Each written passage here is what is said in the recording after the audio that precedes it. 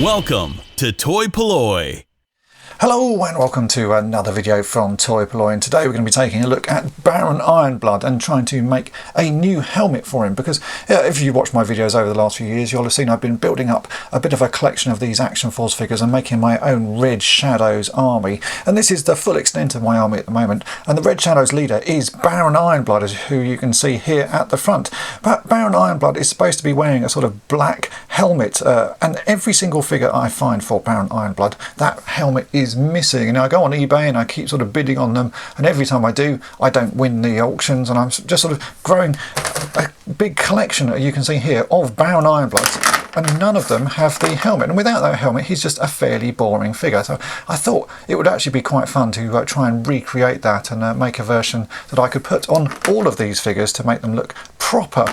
Now the original helmet is made out of, it's just a sort of bit of plastic with some imprints put on it, and it wraps around the head and sort of hooks together, and it's a fairly simple construction, so it should be something that I can sort of make something that looks pretty reasonable. And certainly as a child, if I'd received this figure and it was missing that helmet, I would have had a go at making something, and that's what we're going to do today. We're going to make some helmets for Baron Ironblood. So here we have Baron Ironblood, and you can see he's a fairly normal looking figure, and without his mask he just looks a little bit underwhelming. And it's taken me quite a while actually to sort of get one of the masks, and I have to say a massive thank you to Mike from Action Figure Supplies, who very kindly sent over a broken version of his mask that I could use as a sort of template. And I also need to say a massive thank you to Philip Scott, who sent me in a scan of one of these as well, which is what I'm going to use to sort of recreate this and make my own version. So that is what Baron Ironblood's helmet should look like. You can see it's made out of a sort of thin vinyl that's been imprinted with a few little shapes, and it should fold around and it hooks together and it goes over Baron Ironblood's head like that, and makes him look a little bit more evil. I suppose it's a bit of a sort of Ned Kelly type helmet, quite sort of ingenious design for the time, but as you can see they break, and the plastic sort of tears, and I guess that's why they get lost. So what we're going to do is make our own version of this Baron Ironblood helmet. So as I say, Philip very kindly sent me in a scan, and I've taken that into Photoshop and I've made a template that we can then use to create our own version of his helmet.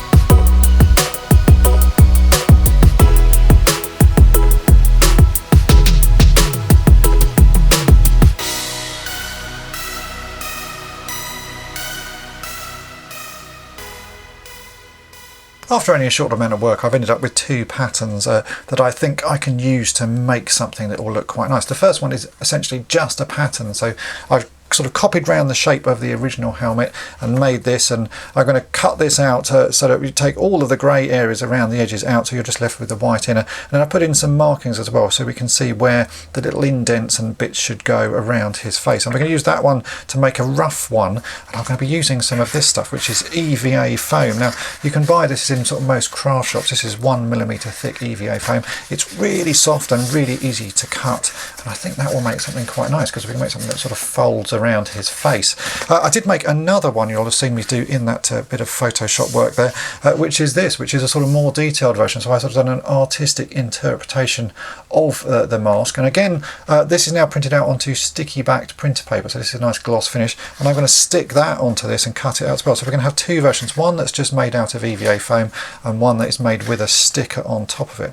I think the first one we'll make is the one with the EVA foam, because that's my one that I assume will work the best. So I've taken another printout here, I've stuck on the back of it some double-sided sticky tape, and I've taken most of the stick off of that just by touching it onto my trousers, because I don't want it to be particularly sticky. And I'm going to stick this onto some of this EVA foam, and then I'm going to carefully cut around it and see what sort of thing we get. So I've got a knife here, and I'm going to cut this out. As I say, the grey border, you actually want to remove all of that grey border and just be left with a sort of white inner. Likewise, there's two holes here, that's where the little tab goes in. Then you've got his eye hole. So I'm just going to very carefully cut all of this out, and we'll see what it looks like.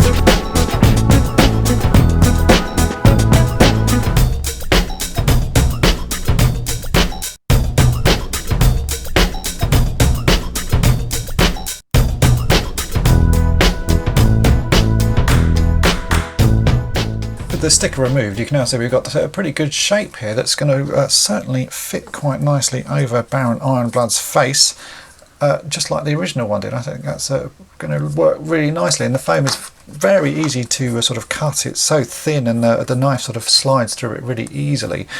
What we need to do though now, as you can see, there's little patterns on the front of his mask, and again EVA foam you can actually sort of sculpt a bit, and if you just sort of push items into it, it does leave a mark that will stay forever. So I'm going to recreate these as best I can, just using some sort of everyday tools. This is my ruler. You can see there's supposed to be two lines either side of his mask, so all I'm going to do is I'm going to get my ruler, line it up with the sort of places it needs a crease, and then push that down quite hard onto it, like so, and you'll then see we've now got a crease, and it's marked quite nicely. So we'll do the same on the other side. Again, just push it down hard like that, and we have two creases. Hard to see in this light, but you can actually see it folds now where I put the crease. And we want to do all of these other markings. So there's a set of 5 dots above the sort of mask hole. So I've just got some drill bits here, and I'm going to use the flat end of the drill bits to make these little indentations. So I've got one that matches that size, so that's a 2.5mm drill bit. And I've got a 2mm drill bit and a 1.5mm drill bit. I'm going to just push these on there and twist them quite hard onto my cutting mat. You'll see that leaves a little dent. So we'll just do the other ones. Make sure they sort of line up with the little plan that I have here.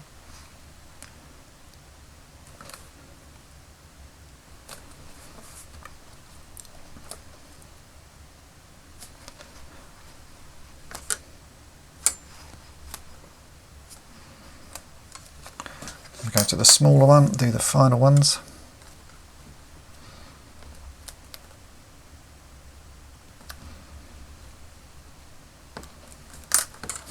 And already that is looking more convincing than I'd imagined. It's certainly starting to look the part. The little creases I put here maybe are not creased enough, so let's do those again. If I've rubbed that, oh yeah, that works better. If I just rub the ruler,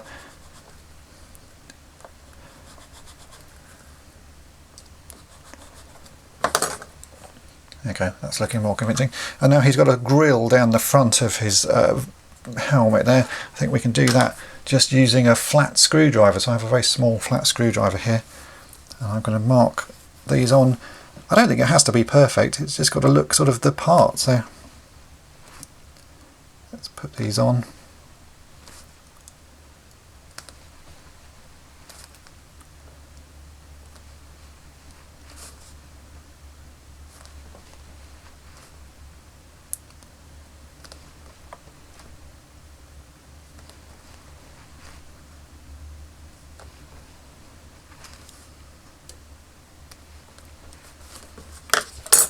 There you go, that's surprisingly convincing. This EVA foam though, I'm a little disappointed. It's not as black as I would have liked. It's a slightly sort of grey colour. If you compare it to the black of, say, this guy, it's just a little bit too light.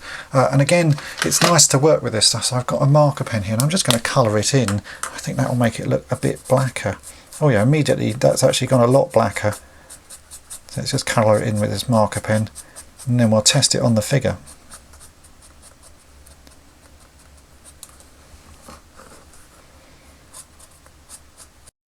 Toy-polloi.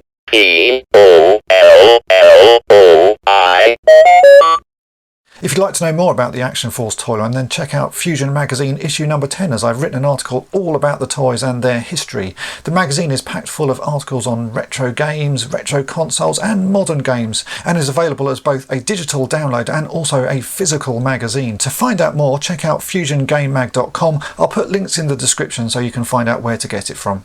Now, to put this mask onto Baron Ironblood, I've seen a lot of people put the hook through, so the hook is sort of sticking out on the... I just don't think that's the right way of doing it. I'll just get this one done so you can see what I mean. I think it's the wrong way of actually hooking this together. I'm going to hook it a different way, and I think it should look a bit nicer. So I've seen a lot of people hook it like that, so the hook sticks out, and it ends up being quite deformed. If you hook it round the other way, which is a little bit more awkward to do, so put the hook inside, so the arrow part goes inside the helmet. That's why I'm doing it with tweezers, because it's a little bit fiddly. You end up with a helmet that actually goes into a round shape. I think that will look better if we put it on the figure. So let's test this on this Baron Ironblood figure. Let's see how it looks. There you go. It's by no means perfect, but that is actually a pretty acceptable sort of recreation of the original Baron Ironblood helmet. I think that looks quite nice. But let's see what my other version is going to look like. We'll get that one prepared and we'll put that on and see how it compares to this. So the alternative helmet is this one, which is where I've made a sort of nice decal that mimics the look of the original Baron Ironblood helmet. I've printed this onto glossy sticky backed paper. I'm just going to cut off some of the excess so I don't have so much to stick on. And I'm going to stick this again onto a piece of EVA foam and then cut around it, but we'll leave this sticker in place. So you'll have a sticker on top of EVA foam. That again should be quite flexible and we can put that on the figure. So the EVA foam just gives this a bit of thickness. If there's any sort of white edges left when we sort of cut this out, again a little bit of black marker pen, just run around the edge to take that off. I think that should look quite good. So let's get cutting and we'll test this one on the figure as well.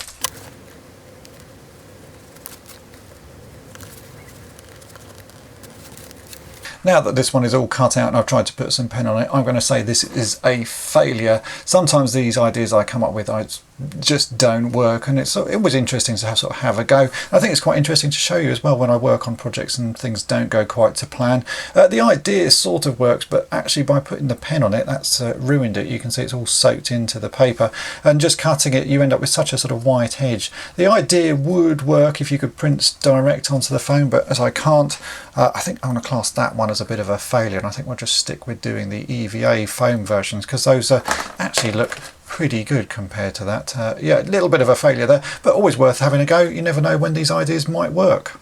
Now, as well as the version I made, you can also get some 3D printed ones. There are a couple of people I know who are making 3D versions, and I have them here so we can take a look at them. First up, we have one from Action Figure Supplies. I'll put a link to his website in the description, and you can get these off of his website. He stocks all sorts of vintage action figure parts and also 3D prints on the sort of odd piece. So this is his version. So you can see what he's done is basically taken the original design there and modified it so that it is a full 3D print, and we can just slot that on top of Baron Ironblood.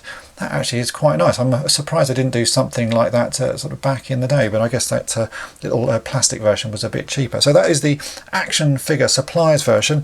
Then also there is the Kraken Wakes. I have a card here, so this is the Kraken Wakes. Again, I'll put links to all of his stuff in the description of this video, and he also does another one which is a 3D print. This is a slightly more detailed 3D print. You can see there's a sort of finer sort of tuning going on there, and again he just sort of makes replacement parts for all sorts of G.I. Joe vehicles, so check out his stuff. Let's try this one on Baron Ironblood as well. This is a bit of a tighter fit, just squeeze that over his head.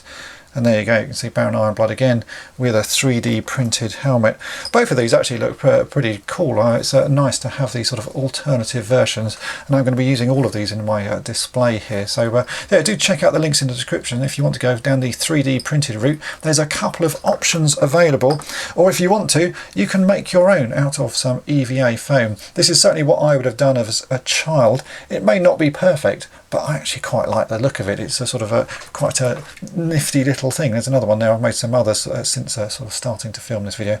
They're all making my figures look a lot better. And there we go. That's it for this video. As you can see, my selection of Baron Ironbloods are looking a lot better. The ones I've made by no means are perfect, but I do really quite like the finish of them. Just by sort of pushing bits into the EVA foam, you can get a pretty reasonable sort of respectable version of his helmet. I'm certainly going to try and hunt down an original one, just so I've got one of those. But in the meantime, I like the ones I've made, and I also like the two 3D versions that I just showed you recently. Those certainly look really nice. I actually think I'm going to buy a few more of those as well, because as you can see, I've got quite a few Baron Ironbloods in my Red Shadows army. So I hope this video has been of interest to you. Thanks to everyone who helped me out on this project, and do check out the links in the description to see where you can get the 3D printed versions of these helmets. And also, if you've enjoyed this video, then make sure to tap the subscribe button and also tap the bell to be notified each time I upload a new video. And thanks for watching. Thanks for watching toy-polloi. Subscribe for more great videos. You can also follow toy-polloi on Twitter, Facebook, and Instagram.